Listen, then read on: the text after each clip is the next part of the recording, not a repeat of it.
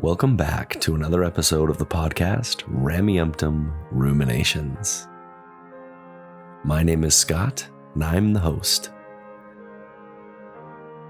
Today's very special episode is called Nuance and Respectful Disagreement with Patrick Mason.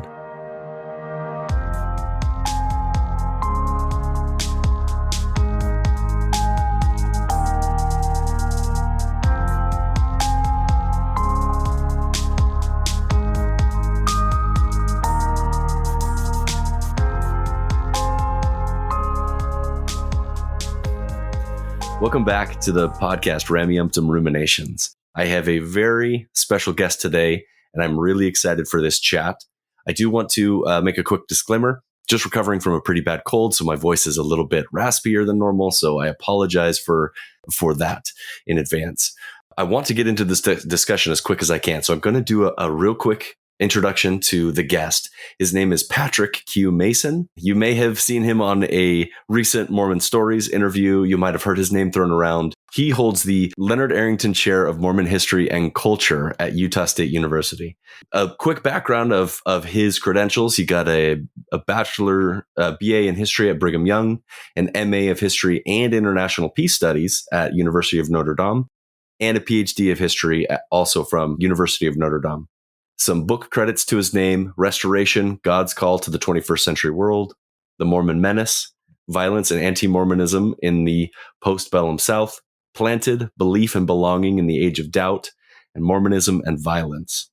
So without further ado, I'm bringing on an awesome guest to the show, and this is going to be a treat for all of my listeners. Thank you for coming to chat with me, Patrick.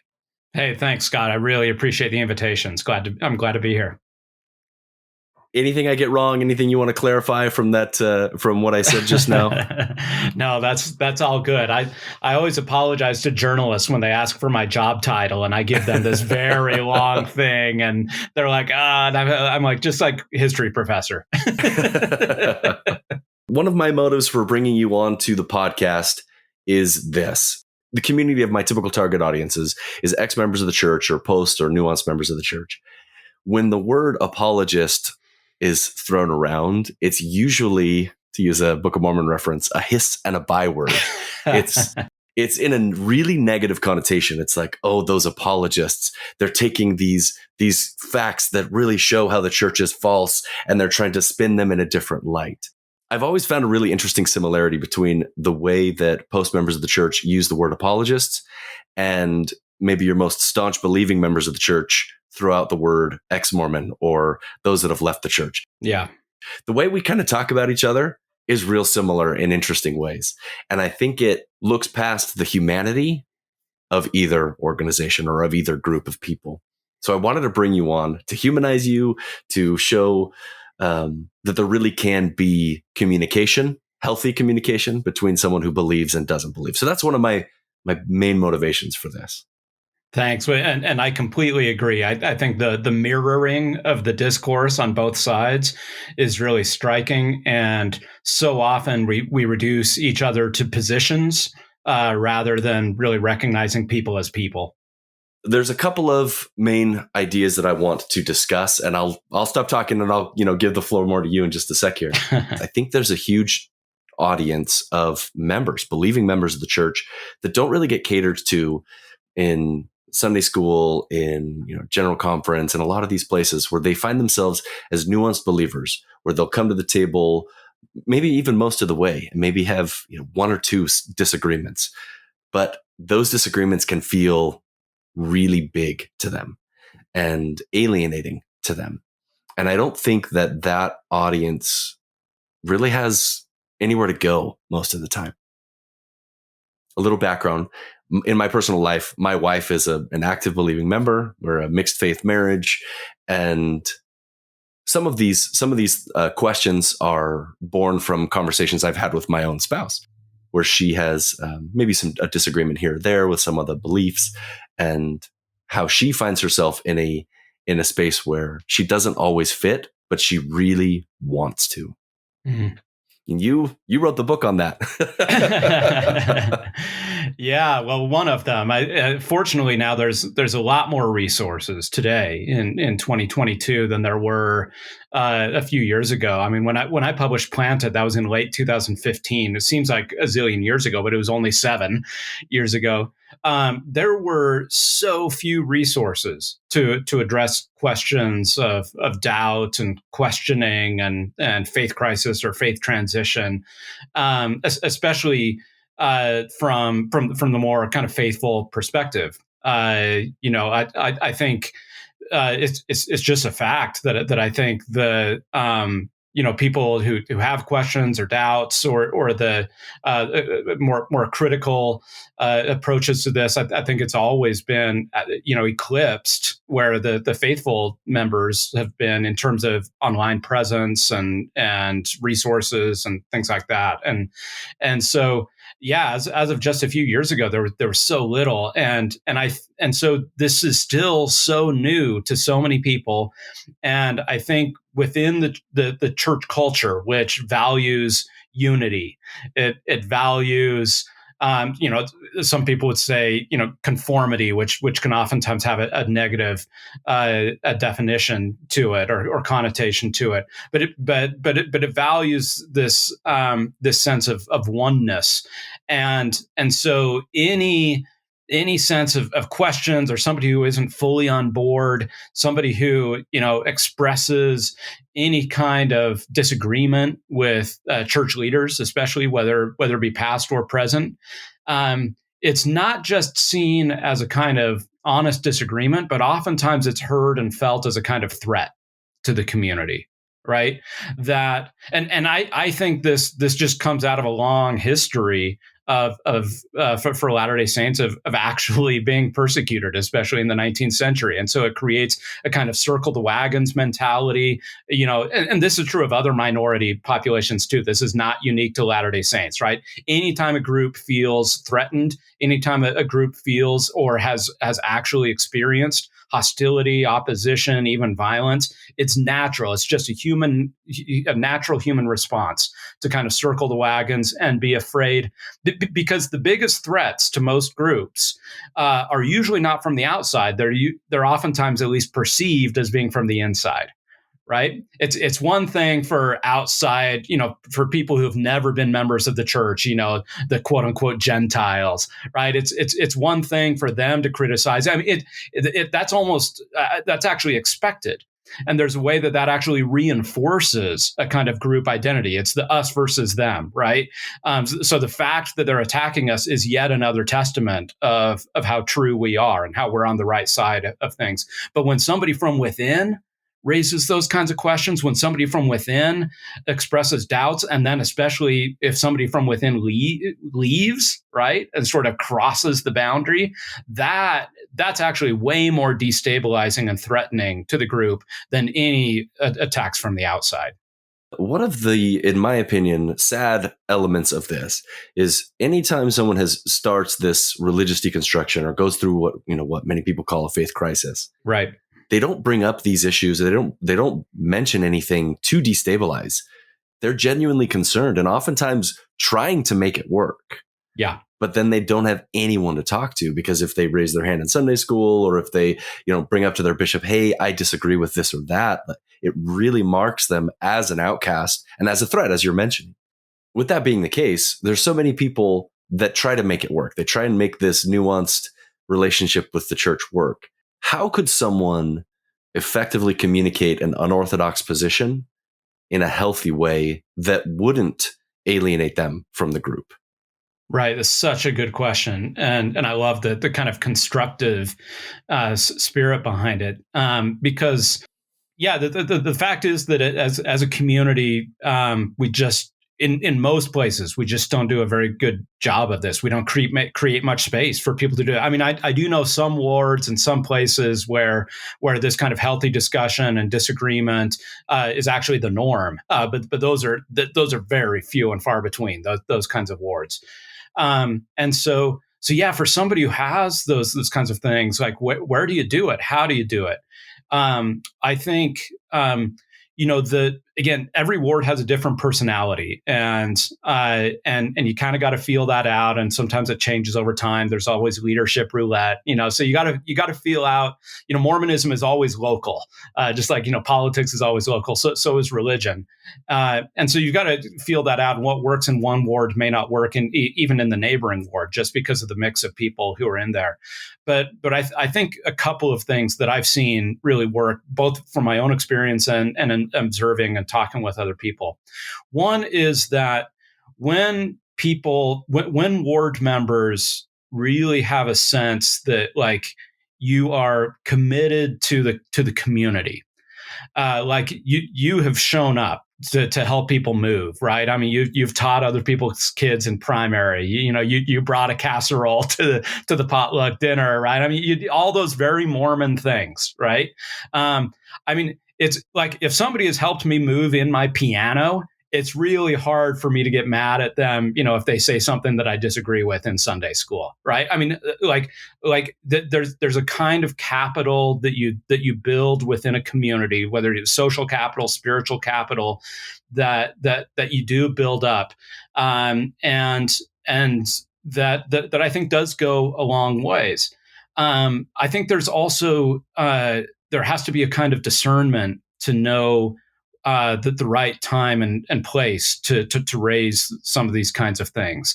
Again, every context is going to be a little bit different, so I don't think there's a general rule. I mean, I experienced this just yesterday in elders quorum. We were having a discussion about a general conference talk. Some parts of the general conference talk I think are fabulous. Other parts I'm kind of eyebrow raising for me a little bit. But given the way, and I'm very comfortable in my ward, I'm well liked, I'm well received in my ward, so I feel like I have the space that I can raise things when I want to. Yesterday, I just felt like I kind of let things pass. Like the way the conversation was going, what I had to say, I'm not sure that it was going to really add anything to the conversation. It would have been. For me to raise my concerns would have been a kind of symbolic protest more than anything, right? I mean, it would have been for me, not for the group. And sometimes we have to do that, right, for our own authentic selves. But when I'm sitting in that class, it seems to me that's a different.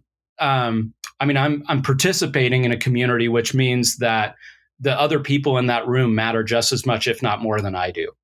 And so I'm there to contribute to the whole. So sometimes I feel like, sometimes my hand is going to go up and I'm going to offer a kind of gentle corrective or my own opinion. Other times I'm going to sit on it. Yesterday I sat on it. So I'm going to judge the time and place. I think a lot of these conversations, again, frankly, the 2-hour block, we just haven't constructed it as a good place to air a lot of these disagreements. So a lot of this stuff has to happen, I think, in private.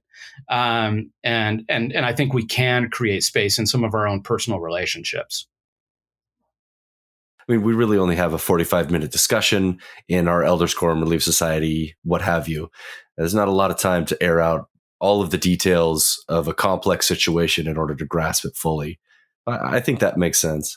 Yeah, exactly. And sometimes like there's so much like behind what I want to say, right? I mean, like in terms of the reason why I'm not on board with where the wagon train seems to be going, right?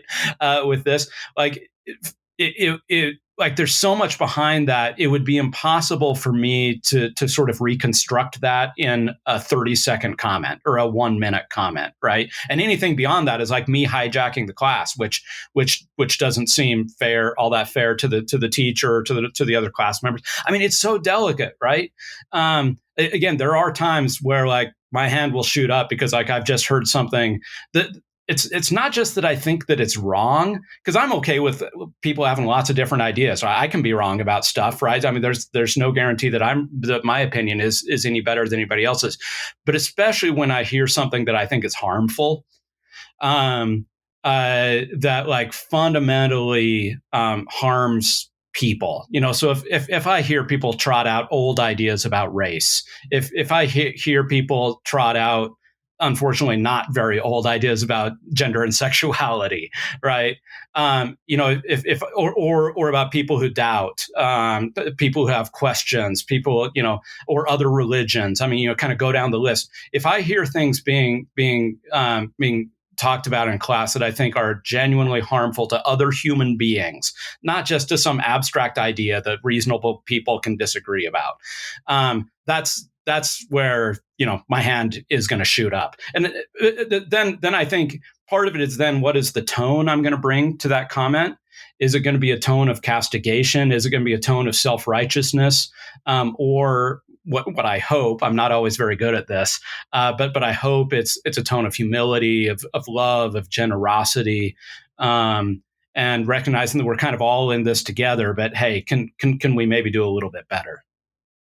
One of the struggles that my wife has had with her attendance has specifically been something that you just mentioned there, how in the classes, in many of the lessons, people are disparaged in a way that she disagrees with.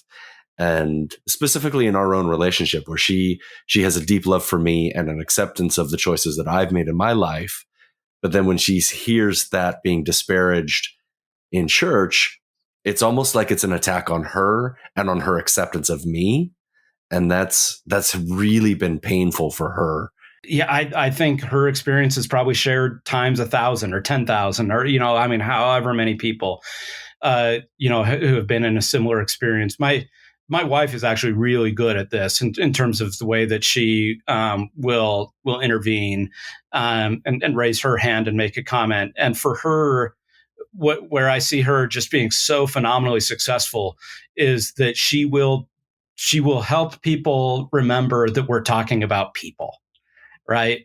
That it's not just a contest of ideas, or again, this kind of abstract stuff where we can again reduce people to abstractions, but to say, hey, when you're talking about, I mean, my wife is a convert from Catholicism, and her mom is still a really dedicated Catholic. So she said, when you talk about other religions that way, that's my mom that we're talking about, right? And let me tell you about my mom, right? And she's an incredible person, and so forth. Or when you're talking about gay people, let me tell you about my brother, right? And my relationship and how our relationship became better when he came out as gay, right? And so my wife she's just really skilled at not debating people about like these abstract ideas. But again, reminding people that, hey, we're talking about a human being that I love. As you're being vocal and maybe bringing up some ideas that might go against the grain or against what a typical, I hesitate to use the word orthodox, but Right. Maybe somebody who is leaning heavily on the correlated material, when something is presented, and we can go into this idea of correlated material with the Sunday school lessons about church history or about maybe New Testament history or Old Testament history. When something is presented that to be factually incorrect, how do you respond to that? Right. And how should a faithful member or someone who's trying to remain part of the group respond to that? It's such a good question. And we don't have to use a specific, but just like generally there are things here or there that are twisted to be more faithful or more spiritually bent, but don't line up with history. And this does happen occasionally, right? That's not just a theoretical question. For me, it's again, I really try to check myself. So I try not to be like purely reactive or like have this knee jerk react, like the hand is going to shoot up, as soon as I hear some minor historical inaccuracy. So I do try to, and I've cultivated this over the years. And so like the first question I ask myself is like, does it really matter? Right? Does this inaccuracy, does it actually matter? I mean, there are minor, if somebody gets a year wrong or something like that, most of the time it doesn't matter, right? I mean, yeah. So we're not really talking about that, but okay, but let's say that the answer to my question to myself is, okay, yes, this does matter, right? This inaccuracy is something that's weighty, it's substantial, it merits some kind of correction. Then like, all this is happening in real time. So sometimes you only have like a few seconds to really think about this, because sometimes the conversation is going to move on pretty quickly, right? But I do try to, again, kind of have this inner conversation first. It's like, okay, then how do I want to frame my response? Because I want to be constructive in this place, partly because again, I don't own this space. It's a communal space. It's a collective space. I'm just one out of 40 people sitting in this room right now, and my opinion, my knowledge, my experience is no more valuable than anybody else's. But I'm part of it, right? So I can't abscond that responsibility. I can't just wilt and retreat and say I don't have responsibility for this space, because I do. It is mine. It's just not all mine. And so so then I'm thinking like, okay, how am I going to do this in a way that's constructive? And also, in part of it, there's a kind of strategy here, in the sense of thinking to myself, like, how can I actually be heard? Because again, recognizing that this is not a culture that is used to or comfortable with outright disagreement. So how am I going to frame this in a way that, first of all, doesn't embarrass the other person? Because this is not about me putting myself above them. That doesn't belittle them, that doesn't condescend towards them, that recognizes their own value and their own experience. But then also, introduces truth, because supposedly, we should all have a shared commitment to the truth. And so a lot of, I do this inner work pretty quickly, and then the hand goes up, and so hopefully then my comment is usually I don't want to frame it in purely oppositional terms, in like, you're wrong and here's the truth. Because again, people just can't hear that. At that point, people shut down. So instead, it's going to be, well, here's another way to think about it, or based on some things that I've read, right here's another perspective. So it's a gentler way of doing it. It's a little less confrontational. It doesn't. It's not a kind of finger pointing. I don't want the person who shared that inaccurate thing to feel embarrassed. I want to give them some space and grace to. Ideally, and this has happened to me a lot of times, where somebody says, "Oh, wow, thanks for that. I didn't know that, or I didn't realize that, or I'd understood that differently." Whereas if I came in with like both barrels, blazing, right, they would have immediately been on the defensive. And so I, generally, and part of this is relational too. Again, if you've got some social and spiritual capital, if you've just taken them a casserole, they're more willing to listen to you. So that's generally been, again, I'm not perfect at this, not by any stretch, but when I'm at my best, and in the times where I've been successful, yes, I'm committed to the truth, and I'm not going to let things go by that are harmful, that like. And I also, here's the other thing, and I know I'm kind of long-winded here, but I don't want to build my faith or our faith collectively on a house of cards. Right. And so, like, I really believe this stuff. I am committed to the Church of Jesus Christ of Latter-day Saints, to its doctrines. I'm committed to the restored gospel. Right. I believe in truth. And so I don't want us collectively to like build our foundation on a shaky set of propositions, right? So if people are making some kind of theological point, right? If they're building a doctrinal understanding on something that just doesn't hold up, like, I'm not doing anybody any favors by continuing, like, by allowing that shaky foundation, building on a house of sand, right? It doesn't do anybody any favor to let us keep building on a house of sand. At a certain point, right? It's like, no, let's. So that's why I want my comment, any corrective comment that I have, I want it to be constructive. I don't just want it to be critical. I want it to be constructive and say, well, here's another way to think about it, and maybe we can sort of build, like we agree on this same doctrinal proposition that we're discussing, whatever it is, right? But maybe here's a more solid way to build that. So I want to offer a more constructive alternative, not just be critical. In stories, typically those targeted at a younger audience, everything's very black and white. There's no gray areas. There's no there's no characters that might be a little good or a little bad. And it's very juvenile. It's very like targeted towards a young or an immature audience. And that's fine. There's nothing wrong with that kind of story. As I was learning more about the history of the church, and this was before making the decision to actually leave, I viewed a lot of the problems and a lot of the issues in the way I would look at a story with more complex characters, where you have this hero, and then we could just, as an example, we could say a Brigham Young or a Joseph Smith, where Sure. they have clearly spots where they're doing good and clearly spots where they might be making choices that I would disagree with.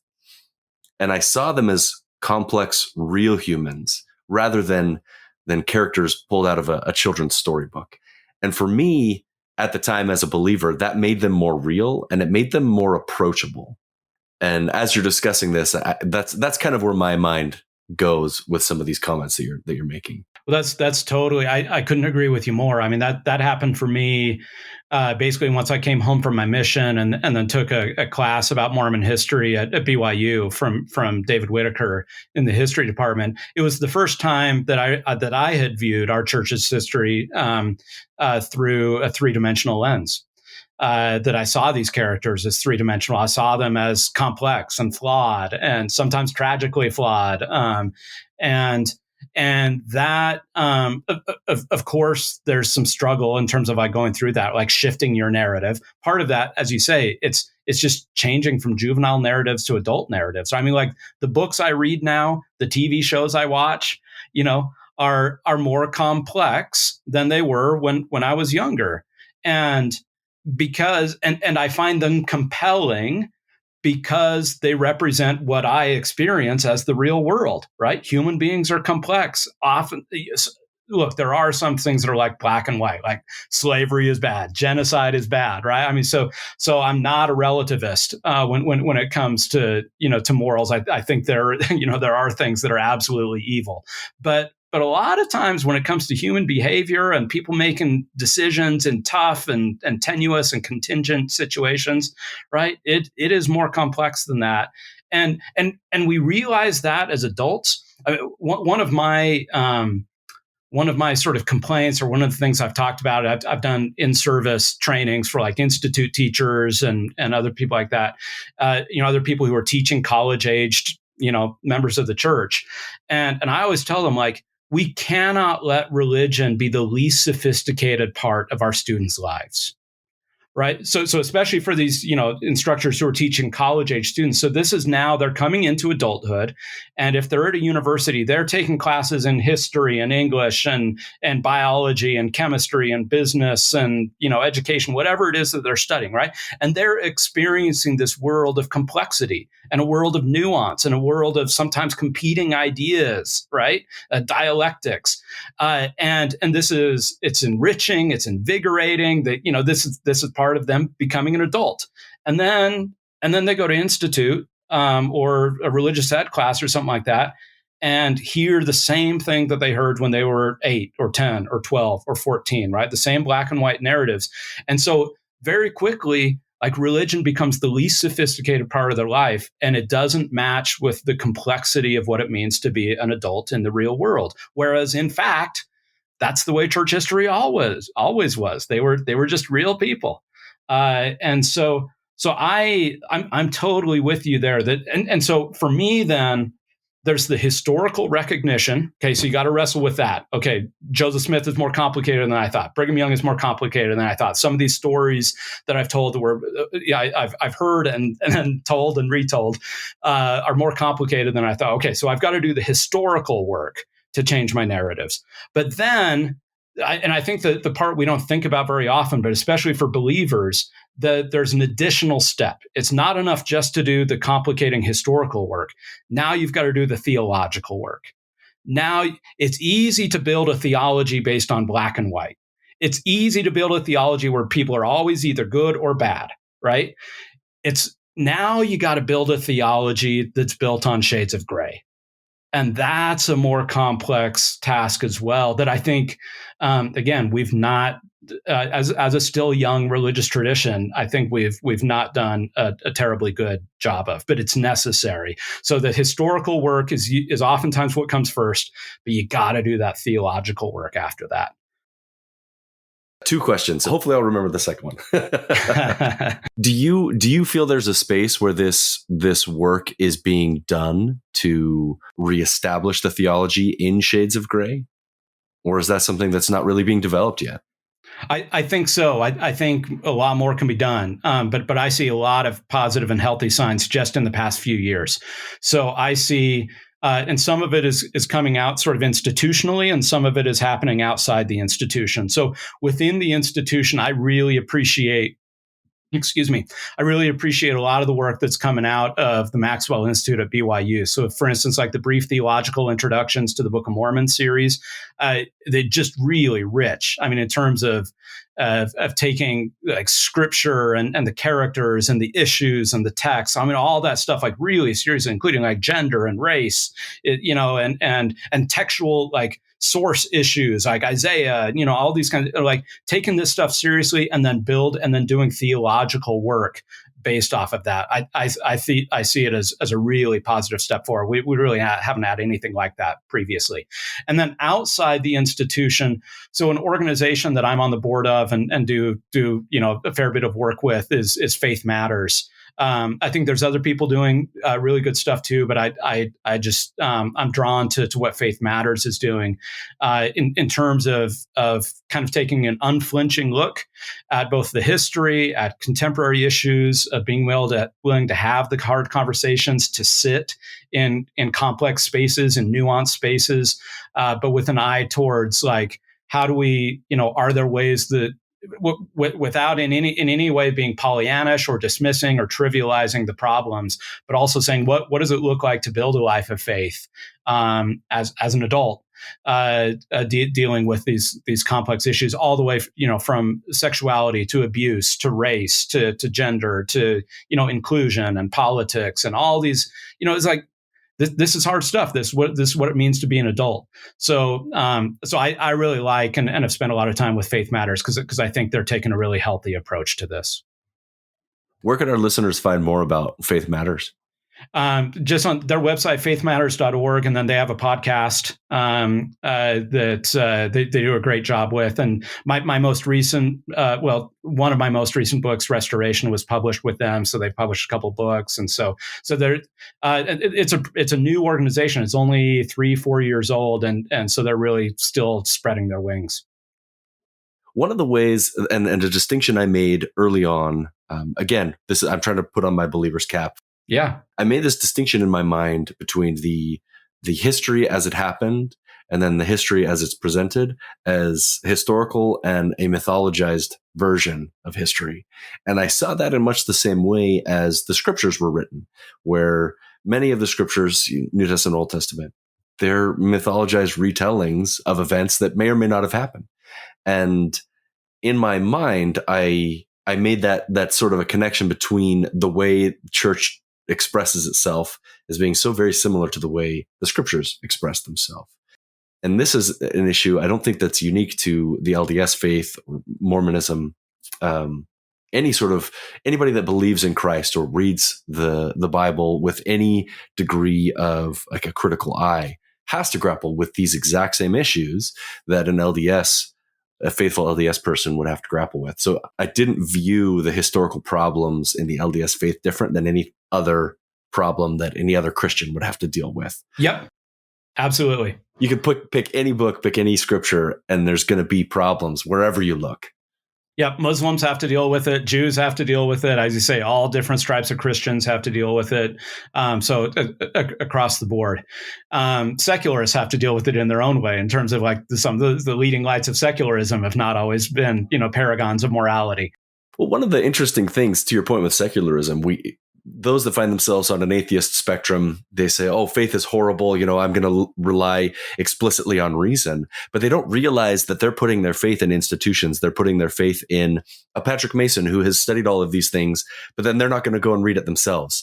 They're going to put their faith in other things and not use their own reason or not do their own studies. And so there's an element of irony even on the secular side, where when they criticize a religious person for having faith, when they don't realize that they're expressing faith in just a different way in so many aspects of their life. Absolutely. This is in some ways that takes the conversation in a different direction. But yeah, we all express faith every day of our lives in all kinds of ways. I mean, I just trust that needle going into my arm actually has a vaccine that's going to do something. I trust when I step on the airplane, that like I don't actually know how these things work, but I trust that other people do, right? And so, no, I mean, faith and trust are a central part of our lives. But I think you're exactly right. And I think within, so for Latter-day Saints, and again, as you've rightly pointed out, it's not unique to us, but just sticking within the Latter-day Saint tradition, this, we use the word history, but it actually means different things. All right. So history does work as theology oftentimes within the Latter-day Saint standpoint. And what we're doing oftentimes is we are using evidences, we're using data points, we're using stories from the past, right? So that's a kind of just colloquial way that we use history, right? Anything that happened in the past, right? So we use those stories, Joseph Smith walking into a grove of trees, right? And having an experience, right? Or the pioneers crossing the plains and, and having certain experiences as they do that. And again, we use these evidences from the past, these stories from the past to really build actually a theological case. So when we tell those stories, especially within the community of the faithful, over a general conference pulpit, over the sacrament meeting pulpit, within a Sunday school lesson, we're rarely, if ever, doing what historians do when we do history. Right. So we're taking, and a lot of time, these things really did happen. Like Joseph Smith, from everything we can tell, really did walk into that grove of trees. Now, what happened there is, a matter of faith, right? The pioneers really did cross those plains, right? I mean, so we're taking these things that actually happened and that we can point to and that there's evidences for, but we're using them to build doctrinal or theological propositions. So it's a use of the past. It's very different than what historians do when we approach the past in terms of looking at context, looking at competing sources, wanting to include all the different voices, making arguments about the past. They're sort of kind of agnostic about, normative claims or values claims and things like that. Those are two different things. And we use the same word history for both those things just because, we only have so many words in the English language. But in fact, those two things are very different. Now, I think they're both valid, but they're different. And we have to recognize that they're different. And I've had this sometimes, where, so I'm a history professor. I'm also a member of the church. And so sometimes I'll have like ward members who will come to the classes I teach at the university on Mormon history, and they'll be like, where did Brother Mason go? Right? I mean, it's like, wait a minute, you sound so different than you do at church, and it's because I'm in a totally different context. I'm doing something different when I'm at church than I'm doing when I'm being a university professor. Now, again, when I'm in the church setting, I don't want to tell false stories. I actually think that does my faith doesn't do it any favors. But I'm not doing what I do in the classroom and vice versa, right? I mean, there are certain kind of moves that I can make in church to think about, for instance, the presence and the reality of supernatural beings, forces beyond the things that we can empirically test and prove, so there's a lot of, propositional truths or ideas that I can entertain in a church setting that I frankly can't entertain in my state university setting because I wouldn't be doing my job there. So they're just different genres, but we use the word history as if it's the same thing. It's just not. So I want to press you a little bit. Please do. Let's focus on the Grove and the experience that Joseph had there. You go into a church setting and you're going to teach a lesson on the first vision. How is that different and similar to you teaching a lesson in your history class about the first vision? Like what sorts of things would you say in Sunday school that you wouldn't say in a history class, and vice versa? So for me, it's the basic orientation is different. That when I'm going to church and when I'm doing that, the primary thing that I'm interested in is I'm interested in reflecting on the relationship of God and humanity. I'm interested in thinking about and what does it mean for us to be in relationship with God, which is an article of faith, right? It's not something that I can empirically prove, but that we as a community have come together around a shared belief that there's a being that we call God, the redemption comes through Jesus Christ, and that we can personally access that kind of divine power, right? So when I'm teaching the lesson about the first vision in church, I actually might do, I mean, myself, like Patrick Mason, I may actually do a lot of things that look very similar. Like I would be totally comfortable if I'm teaching that first vision class in church to say, hey, Joseph Smith talked about this 4 different times in 4 different ways. Right? Here's what he said in 1832. Here's what he said in 1835. Here's what he said in 1838. That's the one y'all know. Here's what he said in 1842. Let's look at the differences. Let's look at the similarities of this. Like, what is this? For me, then the question is, what does this tell you about the way that God relates to us and we relate to God? That's the question that I'm asking there. Okay. It's around a shared, again, the very fact that we've walked into this classroom together, we've voluntarily walked in, and there's a kind of shared presumption. Again, it's tough if somebody doesn't share these presumptions, but at least I walk into that classroom feeling like that. Okay, we're generally committed to the idea that there's a God in heaven who communicates and has a relationship with human beings. When I'm at the university, so again, I may do something. In fact, when I teach Mormon history, I always do this. When I teach Joseph Smith, we go through the 4 accounts of the first vision, right? But there, I'm not interested in the God question. Like now, I am interested in, okay, what does this tell us about how people in the past thought about God, right? What glimpse does this give us of the early 1800s? Exactly. I'm like, and if students are doing their own kind of internal work, fine. I mean, that's fine for them privately. But what we're doing in the classroom is we're studying how human beings in the early 1800s work. So humanity is front and center there. The way that humans construct their reality, the way that humans construct this thing that we call religion, right? So like the human being is front and center in my history classroom, whereas the relationship of humans and God are front and center in church. I love that response. Thank you for sharing. Yeah. I want to shift a subject just a little bit.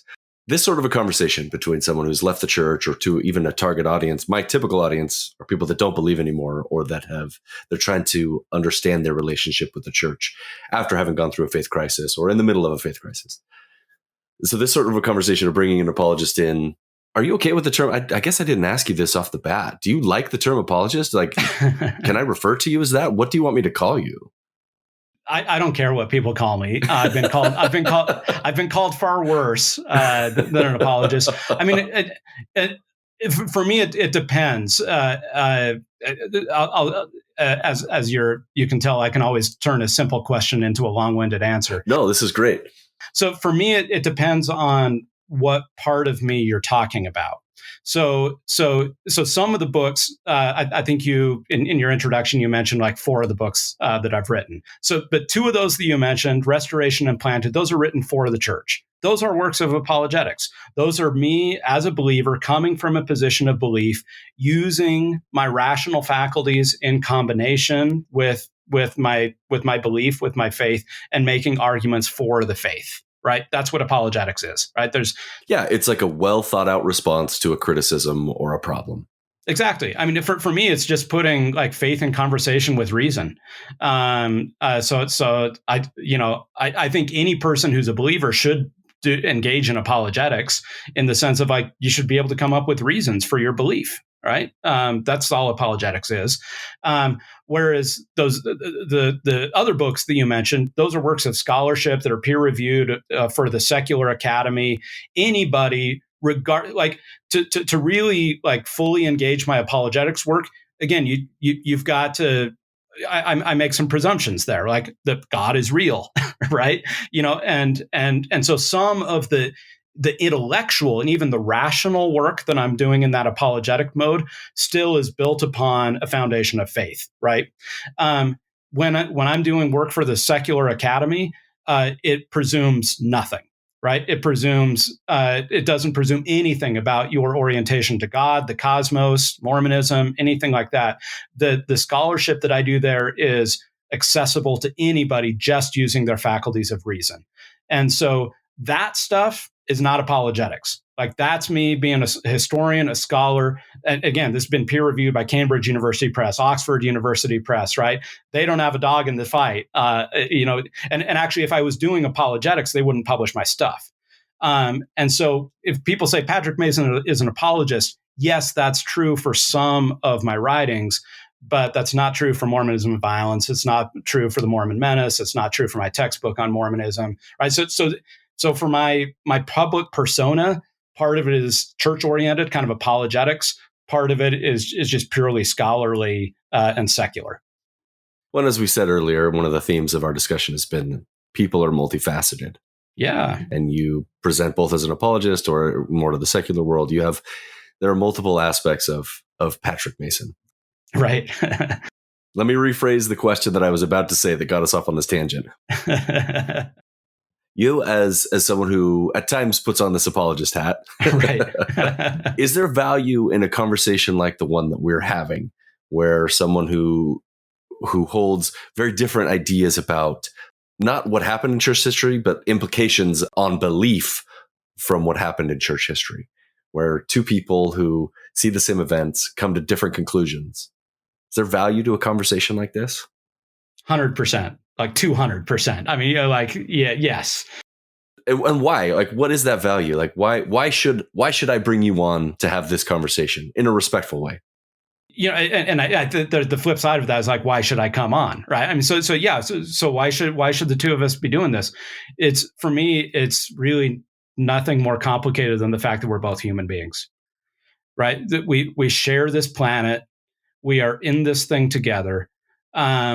I know that oftentimes, and it would be convenient for us to silo ourselves. It would be convenient for us to, I don't know, get in some wagons and go out into the desert and pretend like the rest of the world didn't exist, right? Trying to establish your own theocracy. Exactly. That is not the world that we live in the 21st century. We are so interconnected. We are interdependent. We have relationships with each other. Right. And so, I mean, you live it every day in terms of your marriage, but all of us live this every day. Right. None of us live in perfect isolation. And so we have to have these conversations again, I think there's a time and a place, right? And sometimes, right? I mean, sometimes it just doesn't feel good, especially like publicly. I mean, so again, people can exercise prudence and discernment in terms of the kinds of conversations they want to have, when and where and with whom. But just as a general principle, I just believe that actually one of the dangers that we have, I mean, it's a danger within our broader society that we don't talk to each other across various lines, faith lines, ideological lines, political lines, right? This is what social media does. It promised to connect us. All it did was fragment us, right? Yeah. And I think it's the number one problem we face as a society. I also think it's one of the biggest problems we face within the Church of Jesus Christ of Latter-day Saints. I think my religion is poorer if I'm not in conversation with people who don't believe what I believe. And I'm enriched by talking with people of other faiths. I'm enriched by people talking with people of no faith. I'm enriched by people talking who once shared a faith that I have, who have left, and I want to know why. Why? Because I and I feel like I can do this. I feel like you and I can very comfortably have this conversation because I know who I am. I've spent a lot of time thinking about this stuff. Do I know everything? No. I mean, I don't claim to, but I'm pretty comfortable in my own skin. But that allows me. It's that confidence that I have. I hope not arrogance. I hope not overbearing. I hope not being closed off to new ideas. But a kind of confidence. Yeah, thank you. And I hope not. I never want to project that because I really am I'm super interested in other people. I'm super interested in other people's ideas. Like I'll read articles sometimes about Mormon history, like oftentimes from like a critical perspective or like a new perspective. I'm like, holy cow, I'd never thought about that before. Like that's such an awesome way to think about this, right? So like I'm I'm interested on both an intellectual level because I just love ideas and I want to believe the truest things. I want to believe the best things. Why would I want to believe like a second rate idea, right?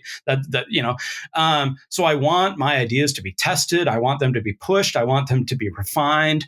If somebody challenges me, then I want to kind of work through that. But also, it's like even more important than the intellectual side of it is the human side. Like I value you, right? I want to know who you are, what makes you tick, where you're coming from, and I hope that you'll reciprocate, right? And I think this is what it means to be a human. This is what it means to be in community, and we are not good at this in 2022. So that's why I'm so appreciative of you modeling this. I mean, this is what it looks like. Again, I'm so grateful that you came on to have this conversation. The impetus really for the tone that I set in my podcast is the conversations that I've had with my spouse. Yeah. Learning something new and reacting with like a visceral, angry or frustrated reaction. And I'd go to her with it and I'd see her reaction to how upset I was. And it just was not a constructive conversation. And so anytime that I came to her more collected and calm and, hey, here are my problems, what do you think about it? And I was much more careful with the way that I worded my complaints or the issues. Our conversations were so much healthier and they brought us closer.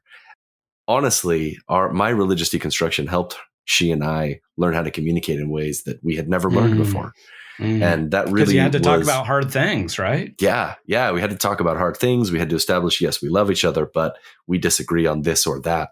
That pattern that she and I set in our relationship really has influenced the way that I try and do my podcast, where I might make a harsh claim or I might say this fact could lead to this implication, but it doesn't have to. You could look at it in a different way. And I try and couch most of the claims that I make in that sort of a language.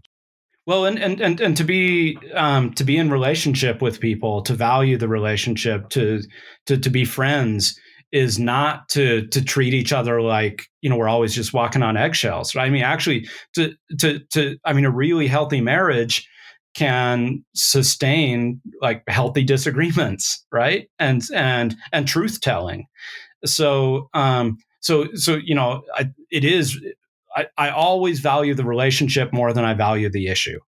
But hopefully that relationship is strong enough that it can allow an honest airing of the issues. So you might have answered this next question a little bit through our discussions that we've had.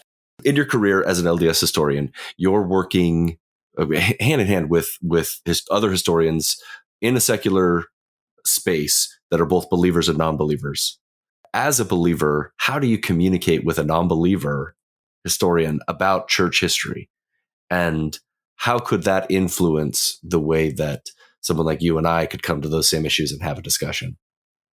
Yeah. So, I mean, my whole training as a historian, going and getting graduate degrees and coming up through the ranks as a faculty member and so forth. I mean, we call history a discipline because, just like any other academic discipline, because it disciplines our thinking. It disciplines the way that we go about, weighing evidence, presenting evidence, making arguments. I mean, I had to learn all this stuff. Nobody comes out of the womb knowing how to be a historian. Yeah. So I had to go to a lot of years of school to become a half decent one. But this is, I think, the brilliance of the secular academy is that we've built all of these disciplines in a way that, again, your personal beliefs about something are largely, if not entirely, irrelevant. I wouldn't say entirely because there's no such thing as pure neutrality, pure objectivity, right? I mean, we all come from a position. But when I'm working within the framework of the discipline of history that I learned alongside evangelicals and Catholics and Jews and secularists, right?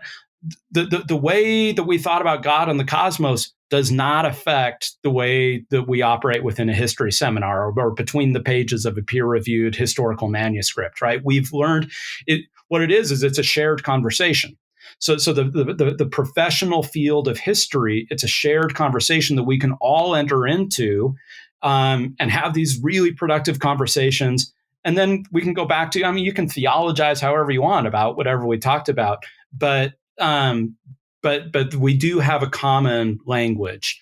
This is what we used to do in our democracy as well. You can believe all kinds of things when you come into the public square, right? There's certain ways that we talk and interact with one another, which are constructive. So it's one of the things I love, for instance, about the Mormon History Association that I'm involved with a lot. So, this is a professional scholarly organizations that has LDS and non-LDS and ex-LDS and never LDS and, people who are just interested in Mormon history. And whatever you think about, what Joseph Smith saw in that grove, or whether you think the gold plates are real, whether you think that there were actual Nephites, it is actually immaterial to the historical work that you're doing on whatever whatever your historical topic is. So actually, MHA, Mormon History Association, has been a great space where believers and non-believers and former believers and believers of other sorts have come together just around a shared academic interest in Mormon history. It's actually, it's a pretty beautiful model, and it's a beautiful community. Not perfect. We have our disagreements, but we've got non-LDS people oftentimes serving as president of the organization, and officers and all these kinds of things. And again, because we're operating in this shared historical space, those personal beliefs, frankly, don't matter very much. So help me get a glimpse of this. You're rubbing shoulders with someone who might be ex-LDS, and maybe their own views of the church are very disparaging of the leadership or the direction. You're rubbing shoulders with them, and that does not influence the way you work together? No, because the standard is, how are you are you doing what historians are supposed to do, right? So if somebody came in to MHA and just did like a rant about the 10 things they hate about the LDS church, let's just say they would not be invited back to give another paper the next year, or they would have to prove in their abstract that they were going to. There's a whole process where you've got to submit a proposal of what you're going to do and get accepted, right? So it becomes pretty clear, right? Are they doing history? Now, it's fine if they want to go do their rant thing. Fine, you can go do that anyway. Or if you want to go bear testimony on the other side, right? So it's not a place for people to come bear testimony of how true the church is either. If you're doing that, you're not going to get invited back again either. Again, you can attend, but in terms of the papers that are being presented, right? It's like, have you done your research? Have you done all of your research, right? Not are you just cherry picking the facts that support whatever position you want to make, but have you really done the work? Have you gone into the archives? Have you looked at all the evidence? And then are you making a reasonable argument? That doesn't mean that nobody can disagree with you, right? Reasonable people can look at the same set of evidence and come up with different arguments. But again, it's working within it's like any sport or anything else. There's certain rules of the game that, if you're playing football, you don't get to bring a bat onto the field, right? And so there are certain rules that define what the sport is. In that space, we're being historians. We're not being either testimony bearers or of either sort. I love how you frame this as a game. I feel like we're talking about two very different games. We're talking about both the secular historian lens of viewing church history. Yeah. And now I kind of want to wrap it up and maybe focus a little bit more on this other game, this game of a personal life and a personal belief, and maybe see if there's any overlap of the way these interactions go in the secular field might help someone in their personal lives in this other game. So many people that listen to these podcasts, they've gone through a faith crisis. They're going through a faith crisis or a truth crisis or reinventing themselves, finding out exactly what they believe because they've learned something new that has shaken up their whole worldview. We come to the table with our families. We sit, Thanksgiving just passed. And by the time this comes out, it's probably going to be right before Christmas. We're going to go and we're going to be sitting with our loved ones who hold dramatically different views than we do now, or, on your side, if you came to my house and we had a conversation, you'd be coming to the table with someone who holds different views than you do. What can we learn from these interactions that you have on this secular field where believers and non-believers can come together? And how could we better communicate with our family and loved ones in these sort of intimate situations that I'm describing?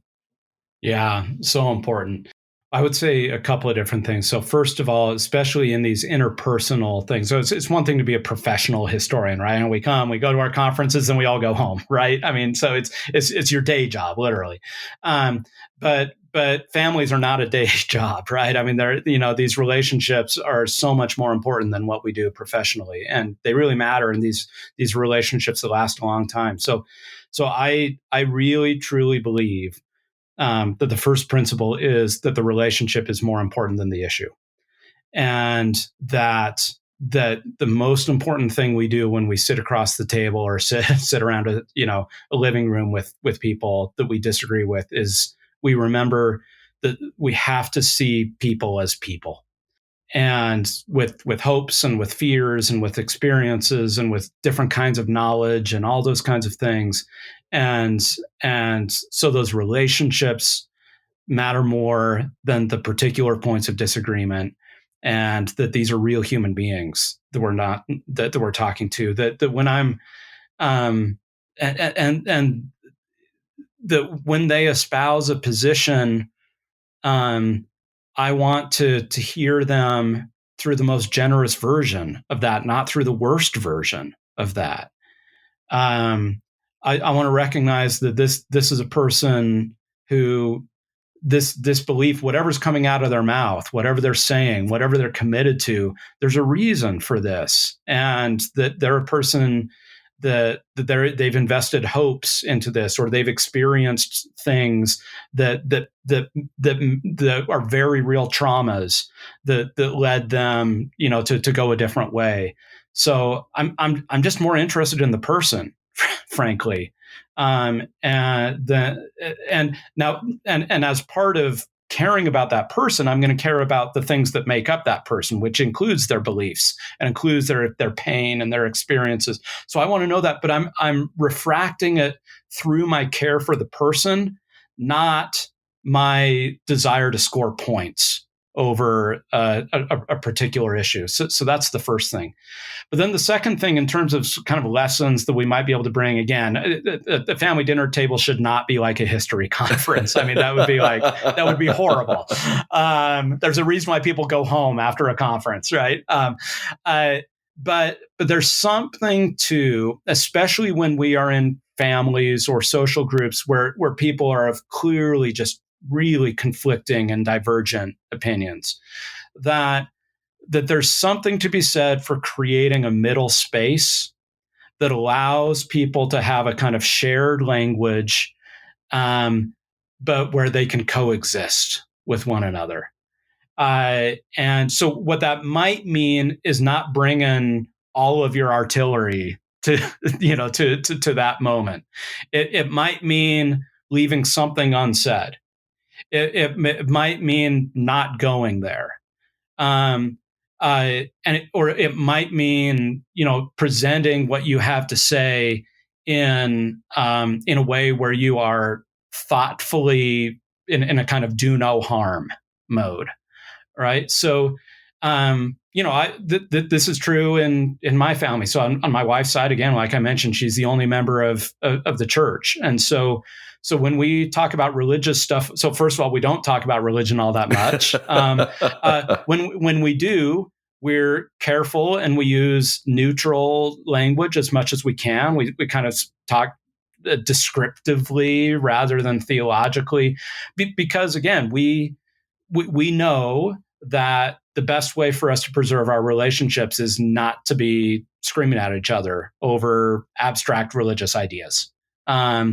I've also got people on my side of my family who have very different relationships to the church, and the family dinner table is not the place for barren testimony or for other things. So we just agree that what we're doing there as a family is more important than some of the particular beliefs that we as individuals might bring to that context. And I know that's tough because sometimes people feel silenced, right? People feel like, oh, I can't be my full self. I can't be my true authentic self when I go to grandma's house. Well, maybe, maybe your relationship with grandma is more important than your disagreement with the church.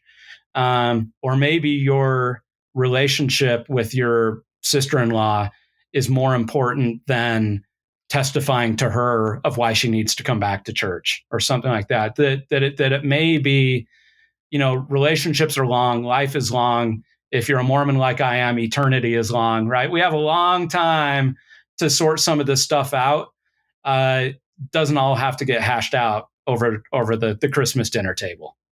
Well, so many of us come from family systems where the LDS faith is so ingrained in the traditions and in every aspect of the culture in our specific families. Where in my experience, I go to a Thanksgiving or I go to a Christmas, and religiosity is front and center of almost the entire discussion or the entire event. And as you said, it can feel silencing for someone who doesn't fit the mold.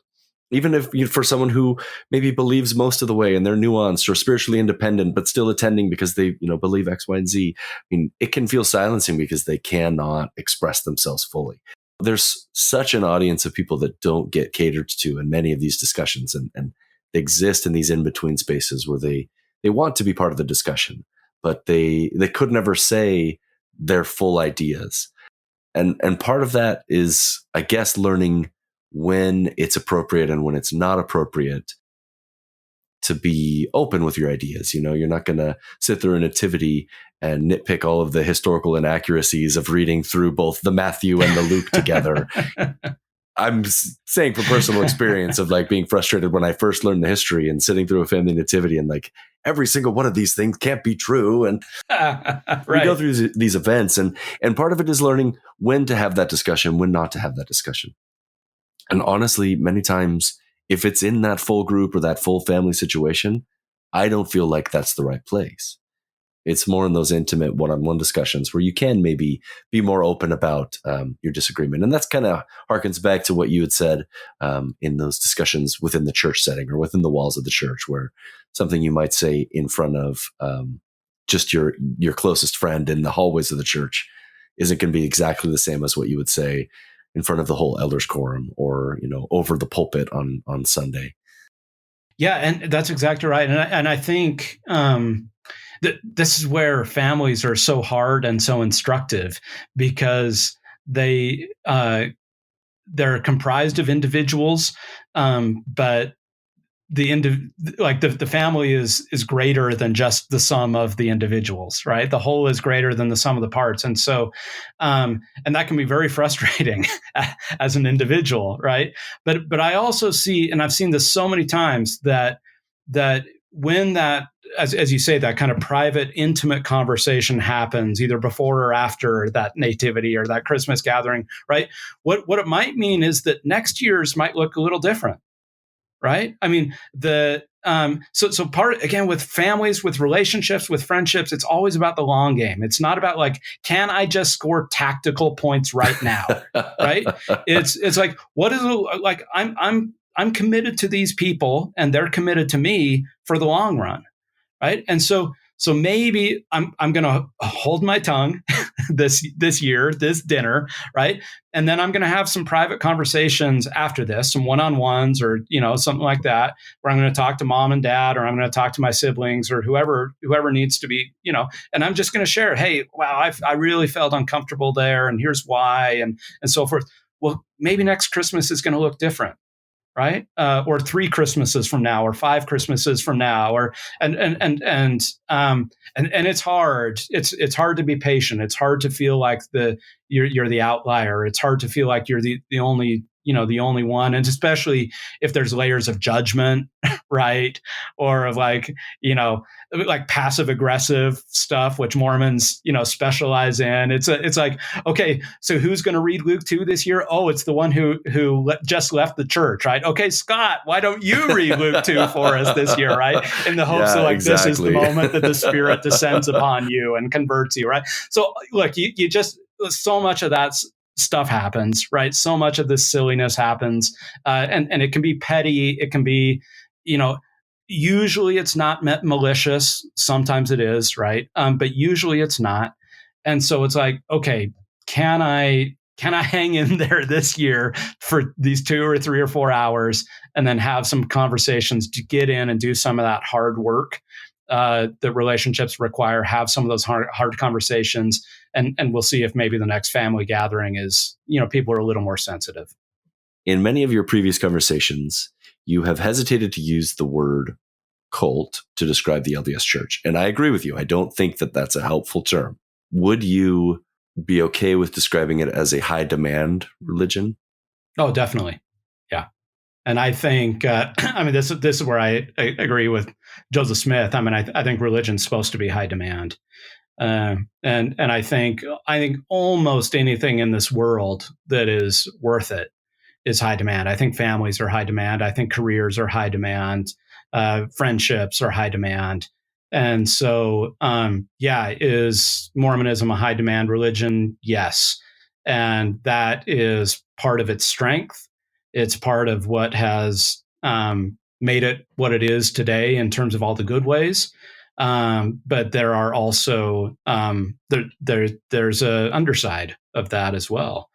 And I think we those of us who are in the church and committed to it, even at a kind of high demand type level, we just have to be so much better and empathetic to recognize that those high bars, those high standards, what's required of people, it's not going to work for everybody. That it leaves people out. It sometimes hurts people, and so it's again, going back to what we said earlier. It's so much easier to be black and white.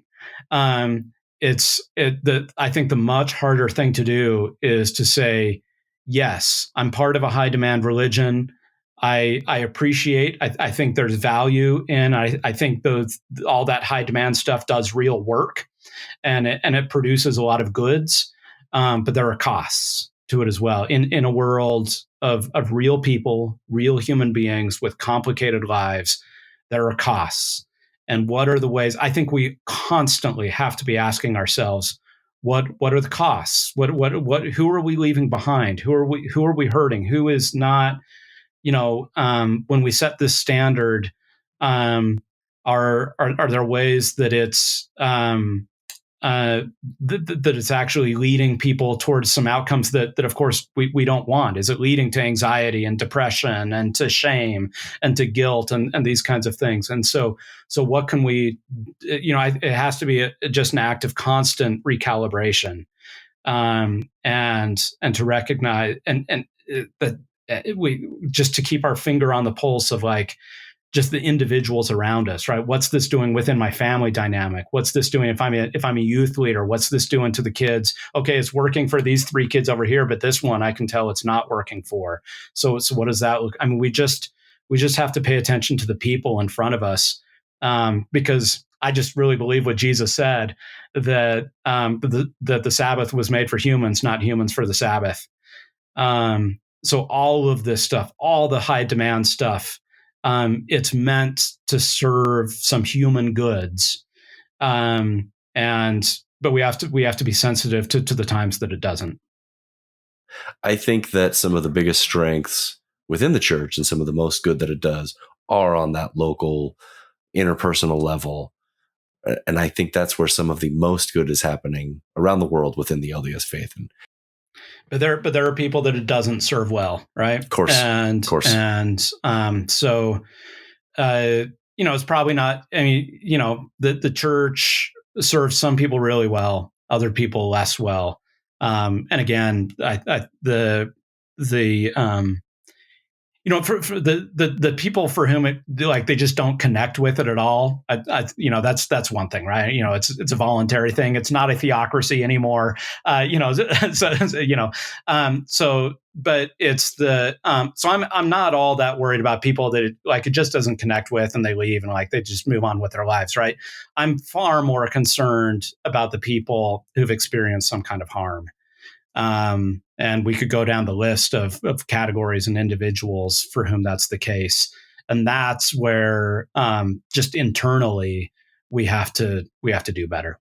I appreciate you saying that. I know you don't speak for the institution itself. Right. You don't represent the church. And they're grateful for it. Nobody wants me to be the church spokesman. I just think it's important for those that have left the church to recognize that there are members still in who know the problems and who are sensitive to the harm that it has done. It's important for people to feel seen. Yeah. So I think that's very important, what you just said. I am so grateful for this opportunity to chat with you. This has been, for me, an excellent conversation. I would love to bring you back on and maybe discuss specific things, maybe specific topics down the road. Sure. If that's something that you're interested in. I'm happy to. Yeah. I hope to have conversations where we could respectfully disagree with each other. Look at something like the first vision, talk about things, and then have a conversation about what implications we draw from the events or from whatever the specific idea would be. I think that could be interesting for listeners to see a conversation where people might disagree with something and how that would play out. No, that would be great. I think we need so much more of that, just modeling of what healthy disagreement looks like. Well, thank you so much, Patrick. Is there any last remarks, anything you want to leave the listeners off with? No, thank you, Scott. I really appreciate this opportunity and appreciate the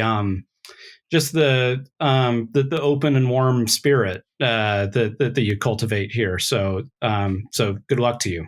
Yeah, thank you so much, Patrick. Thank you again to Patrick for giving me his time to have this chat. It was so constructive. Patrick brings to the table a very unique perspective to this community, where he both is aware of the issues that the church faces, historicity and what have you, but he comes to it from the faithful perspective. I'm so grateful that he came onto my show, where we focus typically on the less faithful perspective, and we were able to have such a constructive conversation. As I said, down the road, I would love to have more conversations with Patrick where we might be able to dig a little deeper into specific subjects and talk about implications and different ways to look at these issues. As always, in a respectful way, recognizing that he and I are both humans and it's okay that we can disagree. I also hope that this episode might have catered a little bit more towards an audience that doesn't get discussed quite as often. Nuanced believers or spiritually independent members of the church that want to participate, are aware of the problems, but don't always feel seen. Thank you so much for listening to the episode today. Wherever you find yourself out there, staying up late wrapping Christmas presents while the kids are asleep, I hope that you have an excellent day.